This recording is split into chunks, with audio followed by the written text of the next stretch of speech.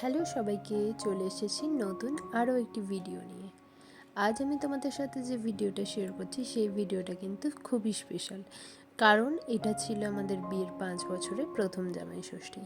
আমরা 12টার সময় চলে এসেছি ফলার খেতে বাড়িতে। বুঝতেই পারছো, ছোট বাচ্চাকে নিয়ে সমস্ত কিছু করে তারপরে কিন্তু এসেছি জামাই ষষ্ঠীতে। যদিও আমার বাড়ির থেকে 5 মিনিটও না, তবুও দেরি তো হয়েই গেছে। ওই জন্য এসেই বসে পড়েছি ফলার খেতে। এখানে জামাইয়ের আশীর্বাদ পর্ব হয়ে গেছে, তারপরে দই, চিড়ে, নারকেল, মিষ্টি, ফল, সমস্ত কিছু, কোল্ড ড্রিঙ্কস সব দিয়ে কিন্তু ফলার করতে বসে গেছি। তোমরা কেমন করে জামাই ষষ্ঠীটা কাটিয়েছিলে আমাকে জানিও। যদিও এটা ছিল আমাদের প্রথম জামাই ষষ্ঠী, এর আগে কোনো দিন জামাই ষষ্ঠী হয়নি বাইরে থাকার কারণে।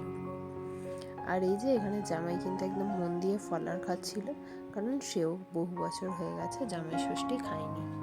তারপরে আমি এই যে ঘেমে একদম স্নান করে গেছি, তবু দেখালাম যে যদিও একদম কাছাকাছি এসেছি তবুও শাড়ি পরে এসেছিলাম। তারপরে দুপুরবেলার চলে এলাম। দুপুরবেলায় একদম ভুড়িভোজ নিয়ে জামাই বসে গেছে। সেরকমভাবে কিছুই তোমাদের সাথে শেয়ার করিনি জামাই ষষ্ঠীর ব্লগে, কারণ সেরকম কিছু করিই না, জাস্ট খাওয়া দাওয়াই হয়েছে, এই হয়েছে ব্যাপার। আর এই যে জামাই কিন্তু খেতে বসে গেছে। জামাই গরম গরম খাবার খেতে ভালোবাসে, তাই দেখে গরম গরম খাবার খেতে দেওয়া হয়ে গেছে। আর এখানে মেনুতে কি কি ছিল সেগুলো আমি তোমাদের সাথে শেয়ার করব। আর যা কিছু জামাই খেতে ভালোবাসে সেগুলোই করা হয়েছিল, বাদবাকি বেশি কিছু করা হয়েছিল না। তো এই যে প্রথমেই ছিল ভাত, বেগুন ভাজা, আলু ভাজা, পটল ভাজা, চিকেন স্যাটে যেটা আমি বানিয়েছিলাম।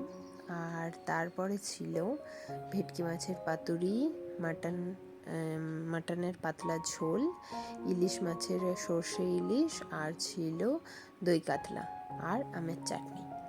এই ছিল আমাদের দুপুরের মেনু। জামাই যেহেতু খেতে ভালোবাসে, ও স্পেশালি মাটন খেতে ভীষণ ভালোবাসে, তো এইসবই হয়েছিল। তো এই ছিল আমাদের প্রথম বছর জামাই ষষ্ঠীর ভ্লগ, ছোট্ট একটা ভ্লগ যেটা তোমাদের সাথে শেয়ার করলাম। কেমন লাগলো তোমাদের অবশ্যই জানিও। আর তোমরা কে কীভাবে জামাই ষষ্ঠী কাটিয়েছো সেটাও আমাকে জানাতে পারো কমেন্টে, আমার ভালো লাগবে। দেখা হবে পরবর্তী ভিডিওতে। আর এখানের কয়েকটা দিনের ভ্লগই আমি তোমাদের সাথে শেয়ার করব। তারপরে কিন্তু তোমরা আমার হায়দ্রাবাদের ব্লগ দেখতে পাবে। তো চলো, ভিডিওটা এখানেই শেষ করছি। তোমরা সবাই ভালো থেকো, সুস্থ থেকো।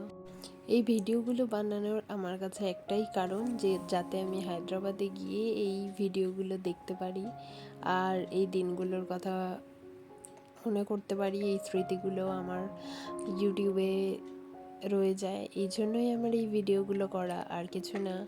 তো যাই হোক, কখনো পরে আবার এই ভিডিওগুলো খুলে দেখবো যে কিভাবে কি করেছিলাম, কিভাবে দিনটা কাটিয়ে